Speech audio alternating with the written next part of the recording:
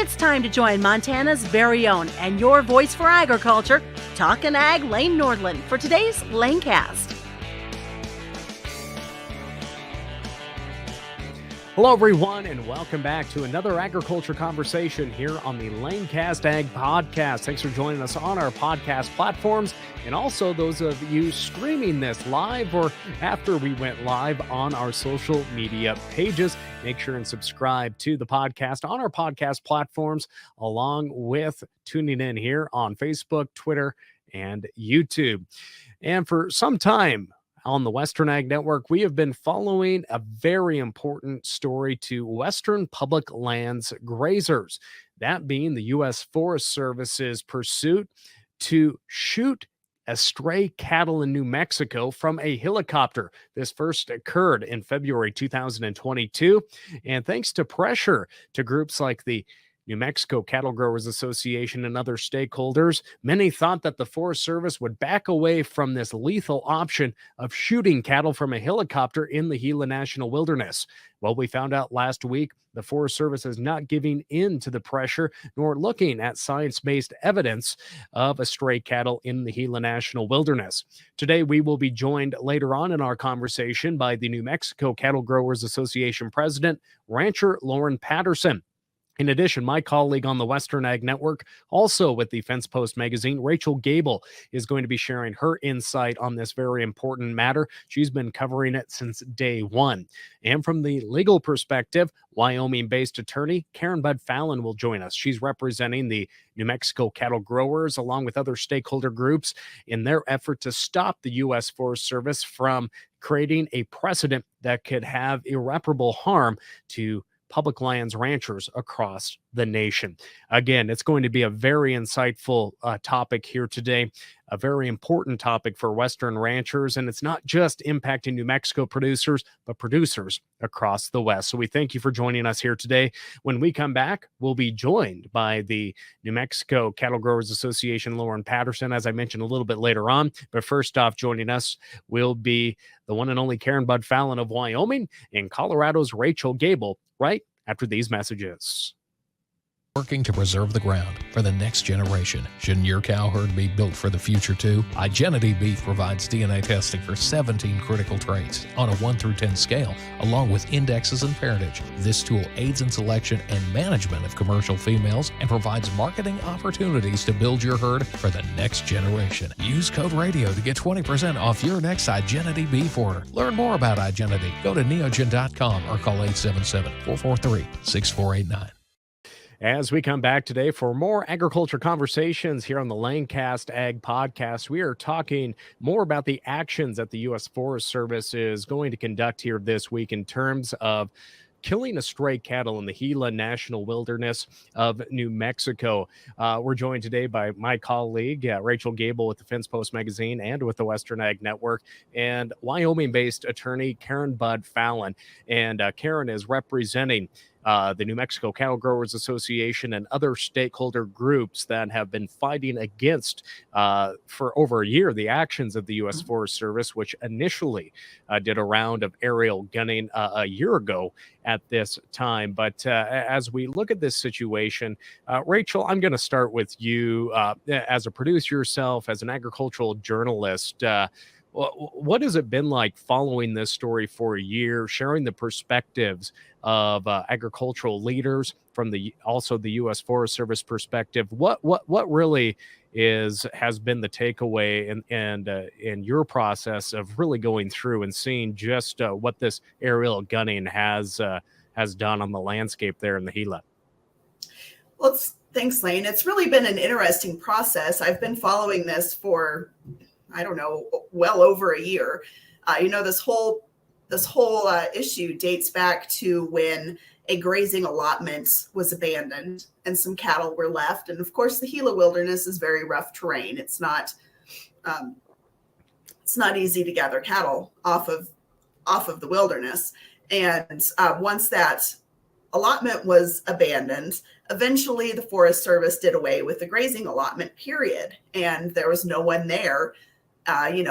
The ranchers that have the grazing allotment are the ones that take care of the infrastructure. They're the ones that take care of the water. They're the ones that take care of the fences and the corrals. And it's without those things, it's just rolled into this giant mess of having these cattle down there. And, you know, it's interesting because New Mexico state law, estray cattle are property of the state livestock board. They don't just not belong to anyone. They're property of the state. So it's a scary precedent, I would think, for any cattleman who is in a state where there is any public land grazing. Of course, I'm in Colorado. There's a lot of that. And of course, Wyoming and Montana, we see a lot of it. I would think that any producer that is in that situation or even just watching would be very concerned about the precedent that is set by the Forest Service. It's actually USDA APHIS, that's their helicopter that's doing the actual shooting. Anyone who is not concerned with the Forest Service and the USDA shooting cattle from a helicopter on public lands, I think that's an incredibly dangerous precedent. And I'm surprised that this hasn't gotten more publicity. I feel like we've kind of been jumping up and down, waving our arms and saying, this isn't just a New Mexico problem. This is a working West problem. And I think it's time for people to be paying attention to the precedent that is being set. Now, as I mentioned, at the beginning of February 2022, just over a year ago, that's when the initial aerial operations took place. Rachel, can you maybe do a little bit of a backfill on that story, the images that we'll share as well here on the live stream and the podcast as well? What truly happened there, and then I'll include Karen in our conversation, of course, too, on that legal end of things. But leading up until 2023, what went down in 2022 in terms of these aerial gunnings, and what led up to that decision? Sure. It was about this time of year last year. The U.S. Forest Service said that they filed their plan to aerial gun these estray cattle, and that they gave very little warning. I think like they got warning on Friday evening that they were going to start shooting on Tuesday. So it was a very, very fast decision and a lot of quick turnaround. And Karen's team and the New Mexico stock growers and those other stakeholder groups tried to get the shooting stopped and ultimately were unsuccessful. 65 head were shot from a helicopter. Now, they had to make sure there were no brands on these cattle. And I've always thought it was interesting that they haven't ever given a solid number on how many cattle there actually are, but they're still able to determine ownership from the air, which seems to me like that would be extremely difficult. Several of those cattle were gut shot and were left to die very slowly. Cattle, calves were left without their mothers. Bulls were shot and left in the Gila River. It was a mess. And, that's Mexican wolf country. Those carcasses were left. And I think that brings up a whole nother can of worms with park management being such a cause for concern as we look at wolf populations, especially in Arizona with the Mexican wolf, New Mexico, and then of course Colorado with the growth reduction. And them just leaving the carcasses to rot is really troublesome for me. We were able to get a hold of some photos and we shared those pretty widely. And I think that they're very they're good illustrations of how gnarly this really is. This wasn't a clean operation, and I don't know how it could have been.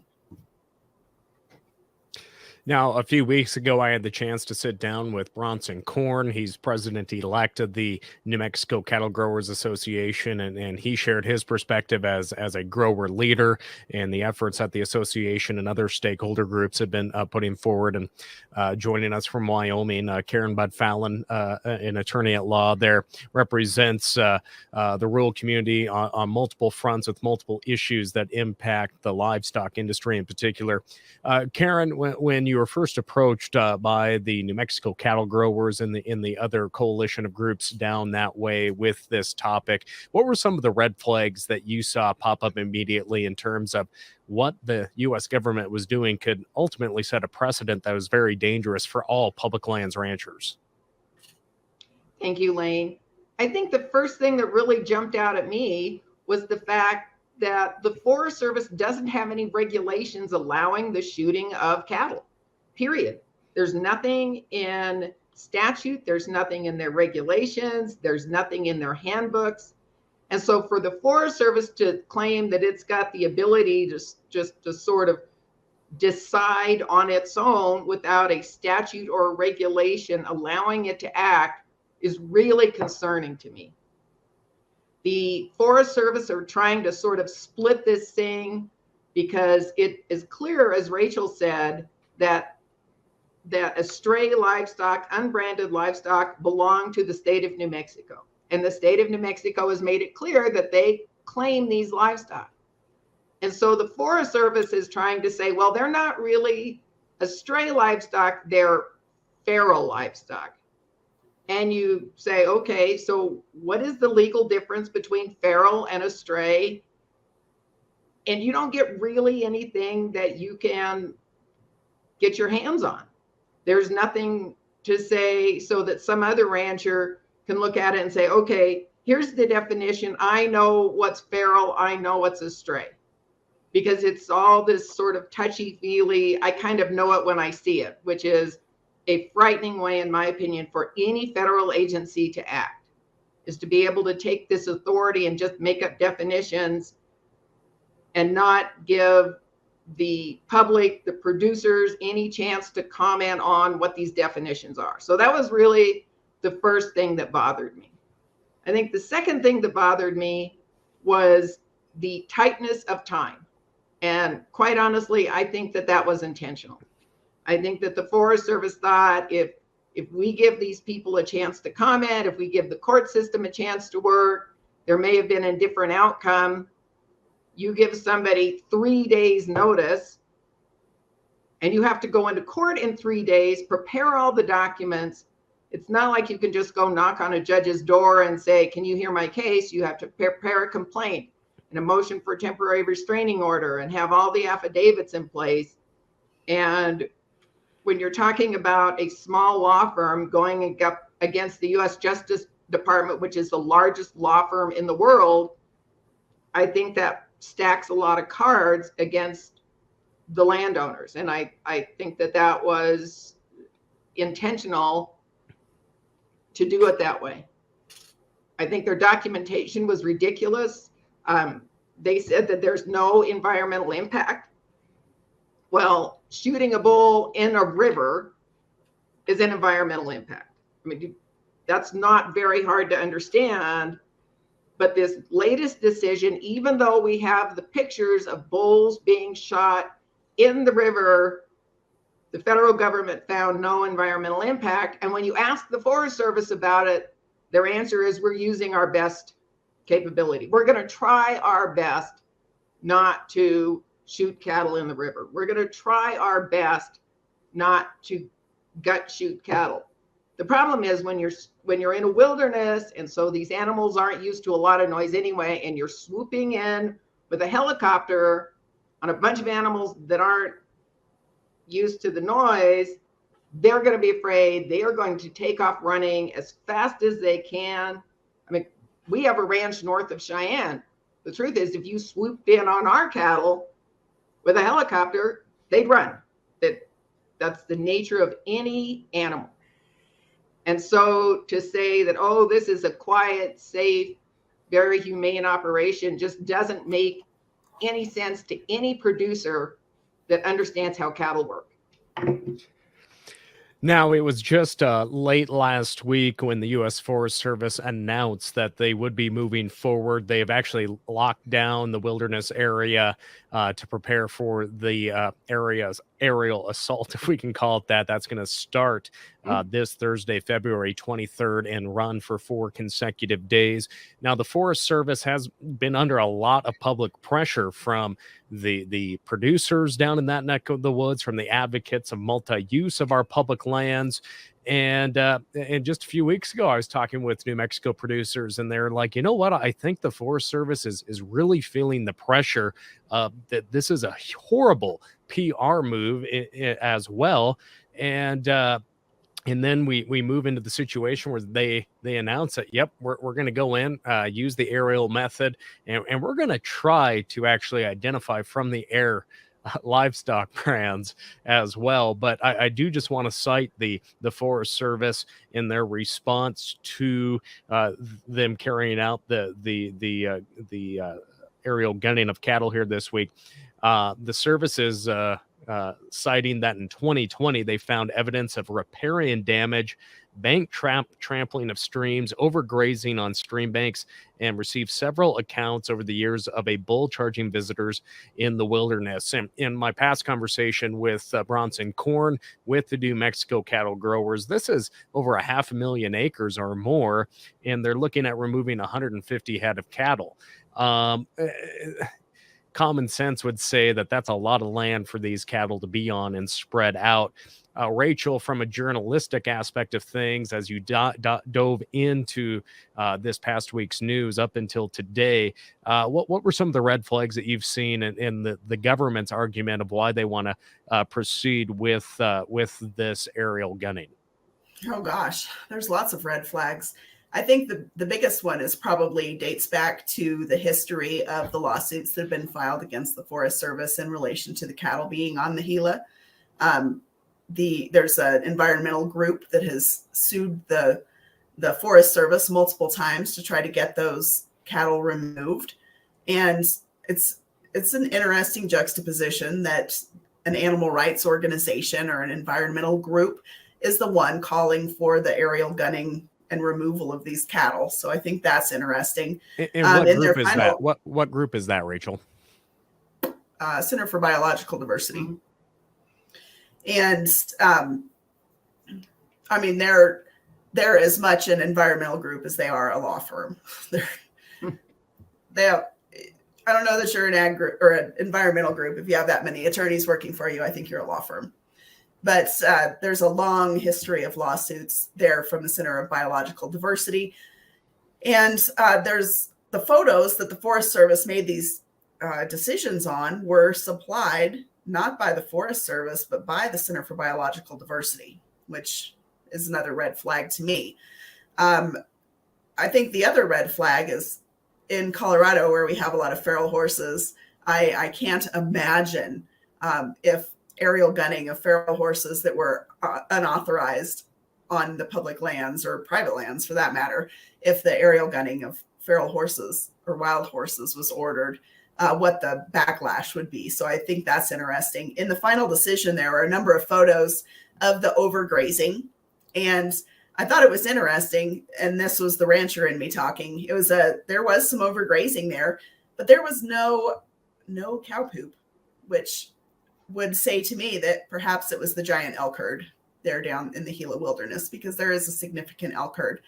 And there's a real lack of evidence about whether it's elk damage or cattle damage. And like you said, that's a huge area down there.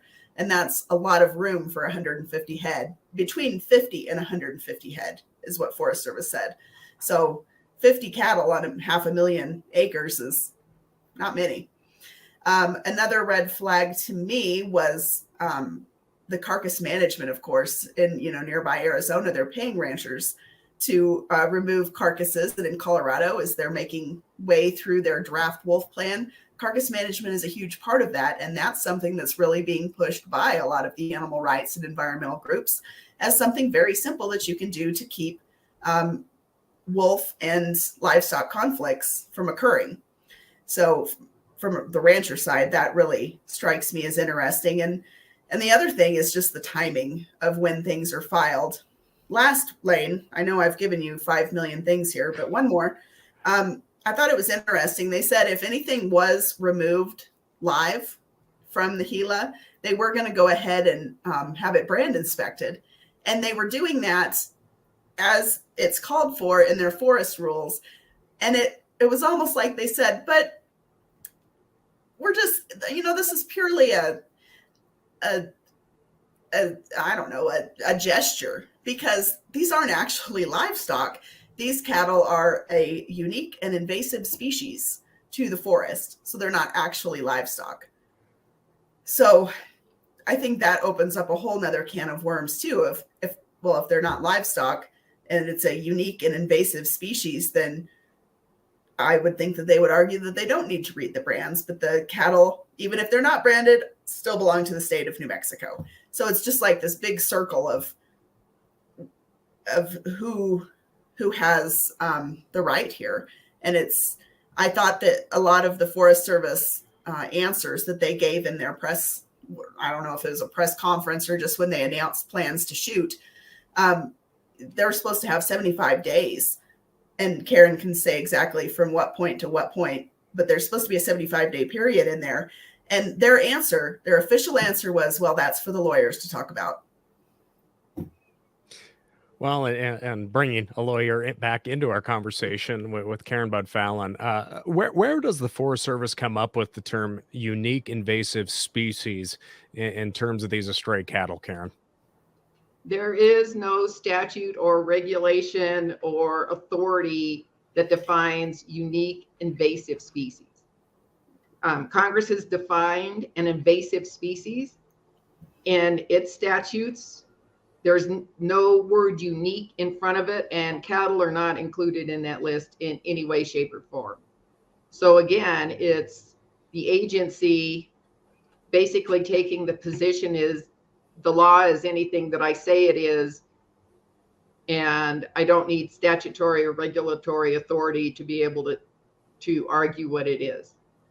My guess is that legally, what the agency is going to argue is just you need to defer to us. We're the experts, defer to the agencies, which is really not satisfactory, I don't think, from a producer perspective or any kind of layman perspective, because if things are what the agency says it is, the person is not put on notice as to what they can or cannot do. And I think that is a very frightening thing for dealing with any federal agency, not just the Forest Service and the cattle, but when you're dealing with federal agencies and you don't understand the rules of the game, it makes it very, very difficult then for you to be able to do the right thing, which is what we want to do. Now, it seems that maybe someone watching or listening to this conversation, looking in from the outside, that the Forest Service is just trying to push this through really fast. They don't want to get tied up in the legal aspect of things, especially with a 75-day notification. Are they just trying to ramrod this through, get the roundup taken care of, and then try to face the political or jurisdictional backlash after the fact? I guess, what are your thoughts on that from the legal perspective, and what are the actions that your clients are undertaking right now to try and maybe stop or halt this week's aerial gunning? Can you share more on that, Karen? Sure. After the gunning last year, we entered into a stipulation with the Forest Service that said New Mexico cattle growers, the other appellants, and the general public would have 75 days notice prior to any other gunning operation. In our view, we have not had that. The Forest Service sent out a scoping notice in, I believe it was late December, that said, we are considering all of these actions. We are considering how to take care of these cattle. We're considering roundups and gathering and doing nothing. And this is a scoping notice, so you as the general public send in your ideas. One of the things New Mexico cattle growers did is they put together several alternatives to gunning as a way to get these cattle out of the wilderness. They don't want the cattle in there either, they just want them removed legally and without such cruelty occurring to the cattle, because dying via being gut shot is cruel, whether you're talking about wildlife, livestock, horses, or anything else. And so during that period, New Mexico cattle growers put together other ways to be able to deal with these cattle without this aerial gunning. The Forest Service has not responded to that. Instead, the Forest Service issued this decision at the very end of last week that said, we're doing aerial gunning. And what they've told the New Mexico Cattle Growers Association is, after the shooting, we will then talk, which I just think is ridiculously illogical, because after the shooting, there's not very much to talk about.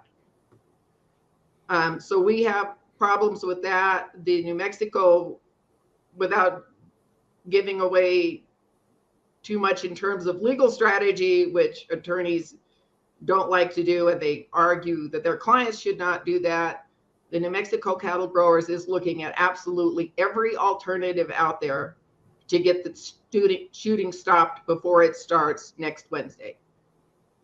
They're looking at litigation. They're doing more political pressure. They are applying any way possible. And part of our plea to the public that's listening to you, Lane, is that your listeners and readers help us. Calling the Forest Service at their office and saying, stop the shooting, is hugely helpful. I think we have to make this so uncomfortable for the Forest Service legally, politically, and socially, that maybe we can get them to confer with the cattle growers before the helicopter lifts off the ground, rather than afterwards when it simply does no good. Well, again, Karen, thank you for that insight. And as I mentioned at the beginning, Loren Patterson will be joining us via the phone. He is standing by. We're going to get him connected to our stream here today. But first, a quick commercial break. We'll be back with Loren Patterson, along with Rachel Gabel and Karen Budd-Falen, right after these words. When it comes to the beef business, there's no room for gray area. The decisions being made in Washington affect the future of the beef industry, the livelihood of your fellow farmers and ranchers. Your National Cattlemen's Beef Association knows there's what benefits cattlemen and there's what doesn't. Visit ncba.org to learn more. And as we come back today, just a few weeks ago, we were able to catch up with New Mexico rancher and president-elect of the New Mexico Cattle Growers Association, my friend Bronson Korn, who really shed light on the history of what has led up to the Forest Service shooting stray cattle from helicopters. And I just wanted to play this snippet from that initial interview Bronson and I did, because it deals with a celebration that the Gila National Wilderness will be celebrating in just a few months. But the reasoning behind why they're wanting to do it this year will make you really scratch your head. And they have stated that they want to have the Gila Wilderness cleaned up for their 100-year anniversary in 2024. And that's the reason for this operation, is that and it's not because of the riparian area. They're not getting any pressure from the Center of Biological Diversity. This is being pushed on straight from the Forest Service.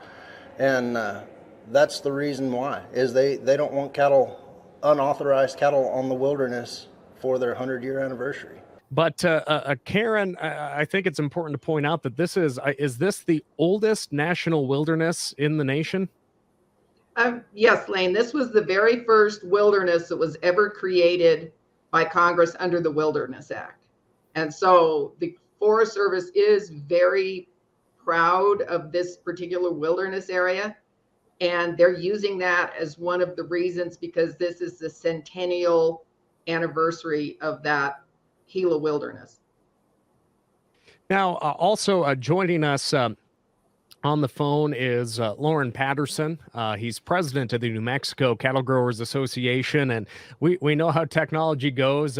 You can't see him on the screen, but he is joining us via the phone. He's pulled over on the side of the road, just like many of us have to do, trying to get service here in rural America. But Loren, thanks for joining us here on our conversation. But we just heard Bronson talk about how they want to clean up the national wilderness since this is the oldest wilderness in the nation. They're going to be celebrating their centennial.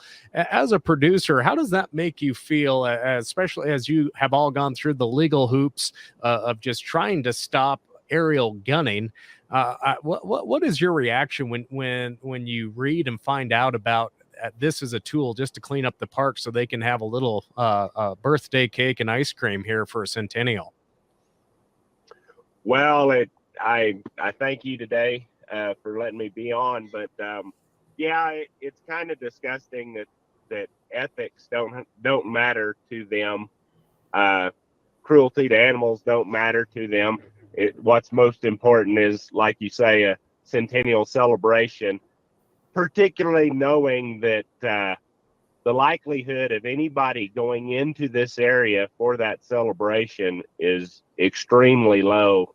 And of course, when we're talking about 200 head scattered over 166,000 acres, there's plenty of room for everybody, we think.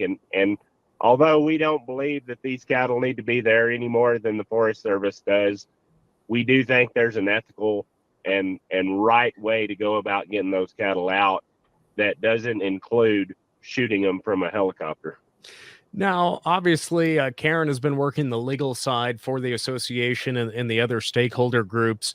And that was when I spoke with our friend Bronson last time. Obviously, the cattle growers aren't just saying this is how it needs to be. You need to do this. You need to do that. You've, as an association, presented multiple options on how you all can work together with the Forest Service to try and get these cattle removed. Could you share a few of those examples of just trying to have that open dialogue? And I guess what's it like when it seems that this is all falling on deaf ears? Well, it's very discouraging, especially considering that, we dropped our lawsuit last year and made a settlement and kind of extended the olive branch out there to work with them again and try to resolve this in a way that everybody's made whole. But to know that all those efforts are for naught, and they're willing to shoot 200 more head, but literally this is just population control, these helicopter operations, because they're not making the investment or the time to make long-term solutions. Without the long-term solutions, we're going to be back at this again in 10 years. And with this new process of aerial gunning, we can expect more inhumane treatment of those animals in the future. And Loren, I do want you all to go on the record too as producers, because obviously USDA APHIS is conducting the aerial gunning, but as a rancher, that you're not against aerial gunning, especially in terms of predator management and using that as a tool. It is so important for producers across the West, but the cattle growers. This is just not a fit. This is not an appropriate way to try and take cattle out of a region. I don't want to give people the impression that the association is against aerial gunning. It's just aerial gunning of stray cattle. Well, and that's right. There's a time and place for that aerial gunning tool, right? But it's usually the last ditch effort after you've gone through and done feed traps or those kind of or gatherings or whatever. It'd be one thing if we were talking about the last 10 head of 5-year-old bulls that we know is going to be very, very difficult to gather. But we're talking about 200 head, including baby calves in that number. And this is not the time, nor the place to implement that tool. And I think that is important to point out that the Forest Service will, if they see a cow-calf pair, they will shoot both the cow and the calf, and not even try to round those up, get them to market, try to feed those in need. They will be shooting these pairs and just let them lay. Is that correct? That's correct. It'll be all classes of livestock that are out there. I mean, it won't matter if it's a yearling heifer that has a productive life ahead of her, or a 5-year-old bull, or a 6-day-old calf. They're going to kill them all. Now, I want to bring Rachel back into the conversation here. And Rachel, obviously, this story has been so important to you in the publication, the Fence Post, and also on radio with us here at the Western Ag Network. How important is it for agriculturalists to share their story just like the New Mexico producers are? Because it seems, as we mentioned before, if this was a wild horse issue, if it was wild horses being shot from helicopters, the press across the nation would be covering this 24/7.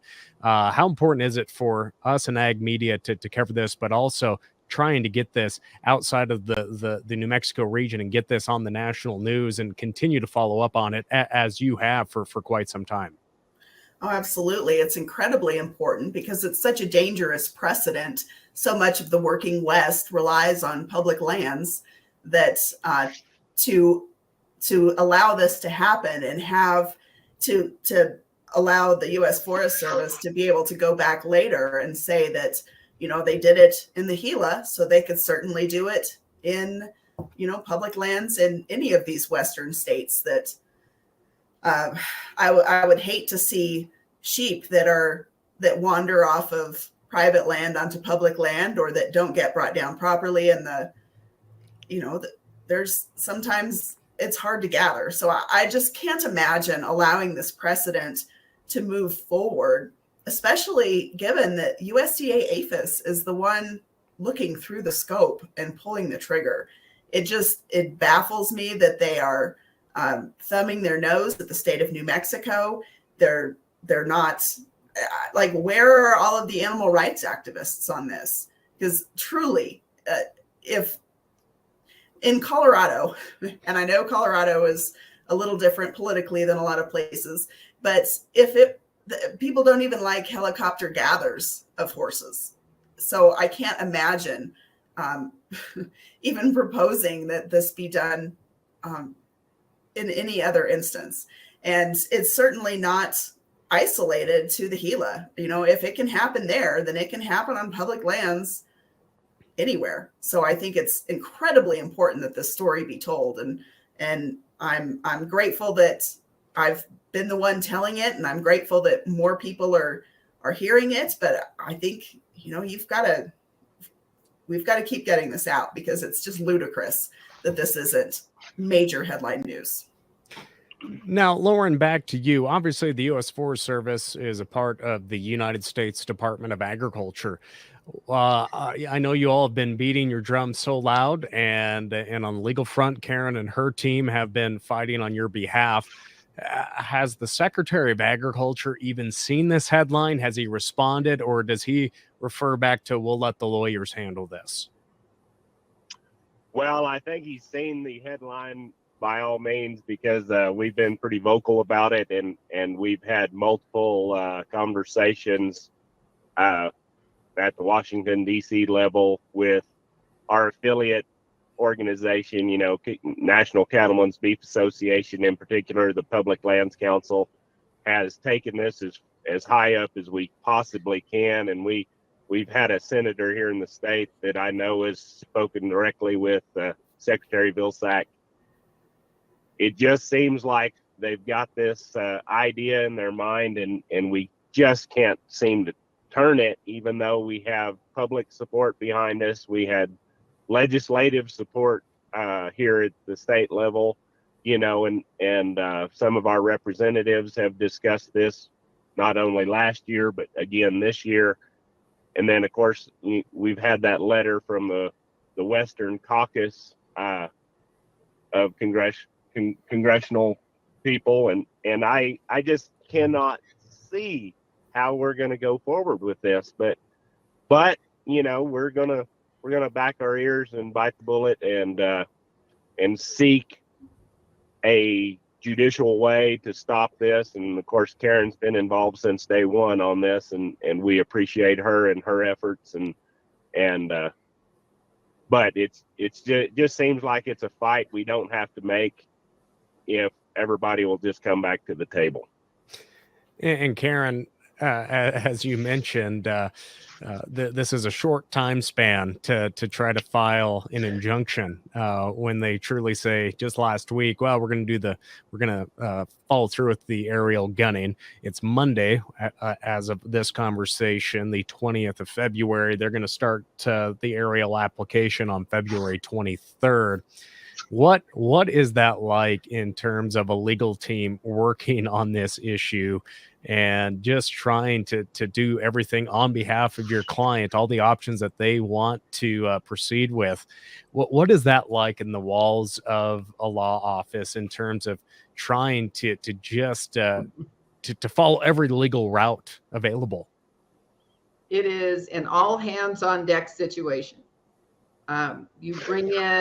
I bring in other staff attorneys, other people that work on this. Luckily, in our law firm, we are all private property based, working for ranchers and farmers. So it's not like I'm bringing in a divorce attorney or a bankruptcy attorney to work on this. We all understand federal laws and rules, but just filing the amount of paper that you've got to file and making the arguments is very difficult.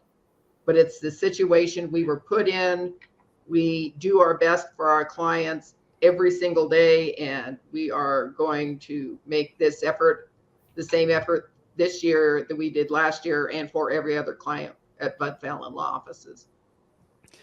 Now, Loren, there's a lot of producers watching this on our live stream, on our social media channels, as well as my podcast, the Lanecast Ag Podcast. And a lot of them may be saying, why are we putting so much focus on this New Mexico issue? This is not just a New Mexico issue. It's a public lands, multi-use issue. And if you're a public lands rancher in Montana, Colorado, Wyoming, anywhere where there are land leases to graze livestock, this is important, because we're trying to prevent a precedent here. What is your message to your fellow public lands ranchers out there about why they need to pay attention to this and why they should maybe even consider pitching in? Because legal fees are not cheap, and we're going up against the government, and they can go through on all this stuff, it seems. What is your message to your fellow ranchers out across the West? Well, I would love for them to just consider this. Every one of our western states, and in particular our U.S. Forest Service managed lands, experience wildfires. And right here in New Mexico, we had a state record-breaking wildfire that was actually started by the United States Forest Service last year, and it was the Hermit's Peak Calf Canyon fire. Thousands of miles of fence burned down. We still have hundreds of cattle unaccounted for that have drifted within that 1 million acres that burned last year. Some of the cattle we'll never find. Some of the cattle will end up in places hundreds of miles, maybe even from where they originated from. And this can happen in any of our western states. And with this as one of their tools for dealing with those cattle, it can happen in any state. And so just consider that. We're setting a precedent that I don't think we want anywhere, that we are, us as producers or Forest Service allotment owners. We already have such difficulties already. And we have another national park. We have what we call the Valles Caldera National Park in northwestern New Mexico. We already have unauthorized cattle issues there, and the national park system just absolutely will not use or will not invest in outside fences. And this is happening in the Forest Service. This is happening with BLM. This is happening everywhere. And we absolutely don't want our wildlife services used against us. And that's what we're fighting. So yes, if you know, as ranchers, if you would visit our website, NewMexicoAgriculture.org, there's a Gila litigation fund set up there in our store, and you know, if you only have $5, we'd appreciate it. But you know, this is becoming a bigger states' rights issue as well, when they just usurp our livestock code with our New Mexico Livestock Board, and the Livestock Board voted unanimously, and their governor-appointed members, they voted unanimously that aerial gunning was cruel and inhumane, and we have that in our statutes now here in New Mexico, and like I say, they are ignoring us on every front. The Forest Service is. So please, if you got, like I say, if you got a few dollars to send our way, we are not a rich organization or association by any means, but seems like we got this battle to fight, and we're going to fight it the best we can. Karen, is there anything else you would like to just share with our audience today about the legal efforts or just the importance of groups like the New Mexico cattle growers and other stakeholder groups coming together to support not only this issue, but multiple issues that impact public lands grazing? Actually, I'll ask you now. I know we'll have a lot of viewers in Montana. Obviously, there is a lawsuit that a coalition of agriculture groups, including the Montana Public Lands Council, the Montana Stock Growers Association, and others, in terms of a change of use from cattle to bison on grazing allotments in Phillips County, Montana. That's another issue that could set a precedent that could impact grazing in our rural communities. Could you just share a little touch on that, and then we'll bring it back to our New Mexico conversation? Sure. That's a case up in Phillips County, Montana, where the BLM has, in my opinion, arbitrarily determined that bison, even though they're not managed for production, can graze on a BLM grazing allotment. And anyone that has studied the Taylor Grazing Act, which is how BLM grazing allotments came about, know that that statute was aimed at production livestock. The entire purpose of grazing allotments was to stabilize the livestock industry and to stabilize these rural communities. And that history of the Taylor Grazing Act and that original purpose has never been changed, even with the Federal Land Policy and Management Act or the Multiple Use Sustained Yield Act. Yet the BLM all of a sudden decided that it could simply lease grazing AUMs to bison that are being treated as a wild herd, even in their own literature, and just going to be allowed to graze as start of an entire buffalo commons. Again, allowing the BLM to simply change grazing allotments to this wildlife commons, this buffalo commons, is incredibly dangerous precedent. And I know a lot of your listeners knew my dad. My dad was Dan Budd, very much a part of the livestock industry. Most people know him as an old cranky rancher, but he would always say, if we don't hang together, we will surely hang separately.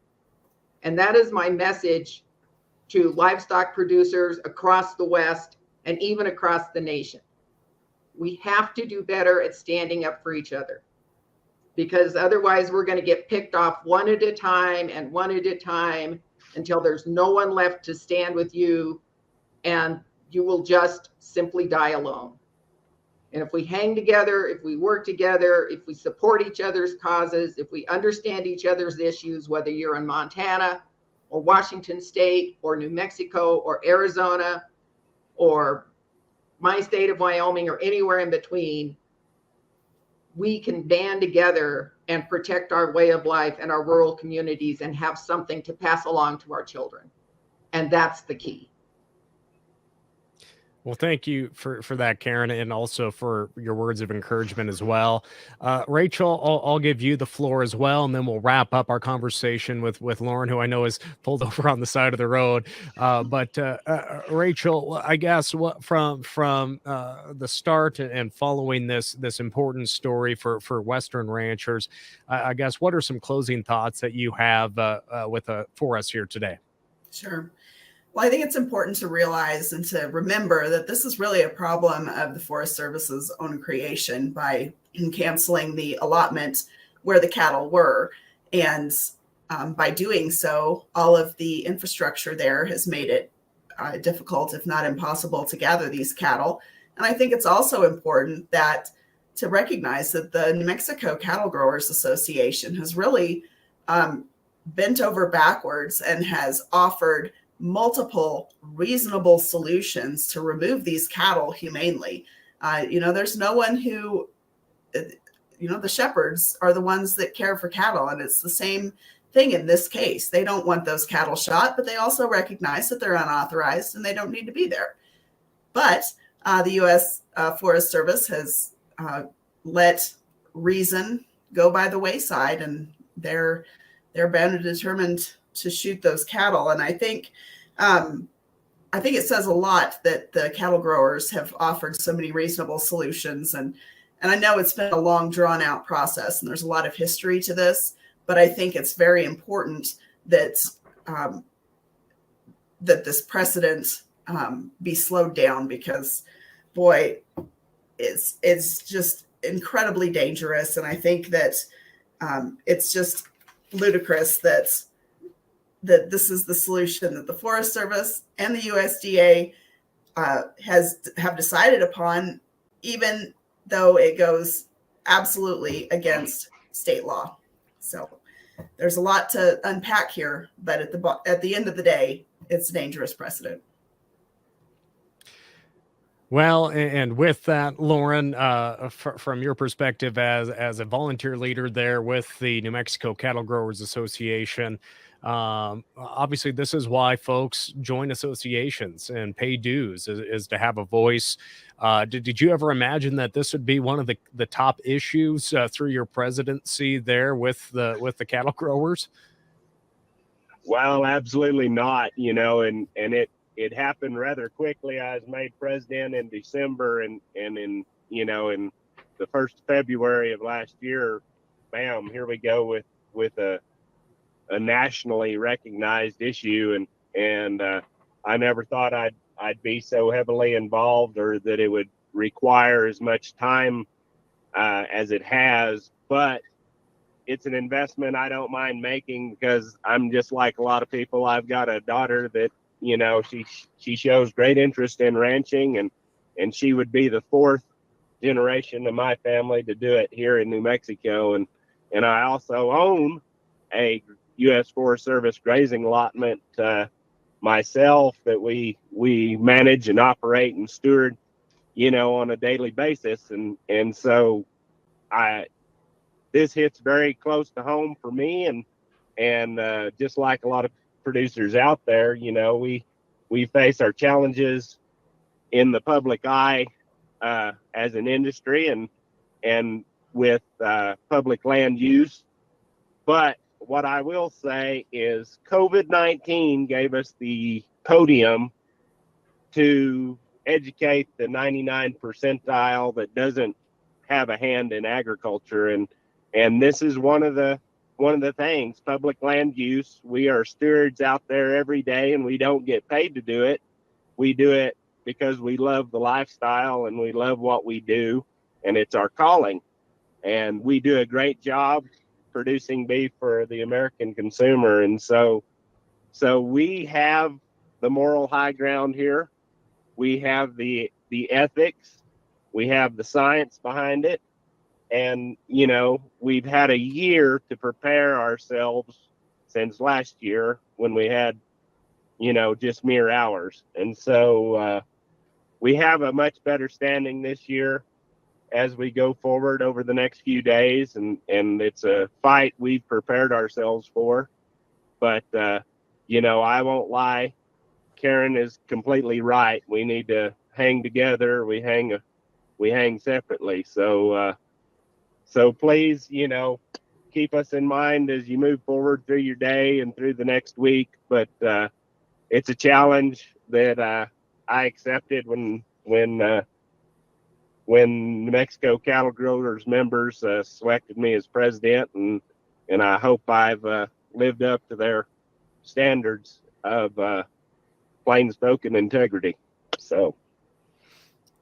Well, again, thank you to Loren Patterson and for his leadership, and also just the work that the New Mexico cattle growers and the other stakeholder groups have put forward and getting this message out there. And that's what Rachel and I are just trying to do a little more up across the West and also on that national platform. So, Karen Budd-Falen, thank you for joining us. Rachel Gabel and Loren Patterson, thanks for sharing a little more before more action kicks up here later this week. Thank you very much. Thanks, Lane. Thank you, Lane. I appreciate your efforts. And with that, friends, that will do it for this agriculture conversation on the Lanecast Ag Podcast with the Western Ag Network. Until next time, I'm Lane Nordlund. We'll catch you next time. Thank you for tuning into the Lanecast with Talkin' Ag, Lane Nordlund. For more on Lane, check out his Facebook page, Lane Nordlund Ag Broadcaster, and NordlundCommunications.com. Don't forget to subscribe to the Lanecast on your Apple or Android devices. We look forward to joining you next time on the Lanecast.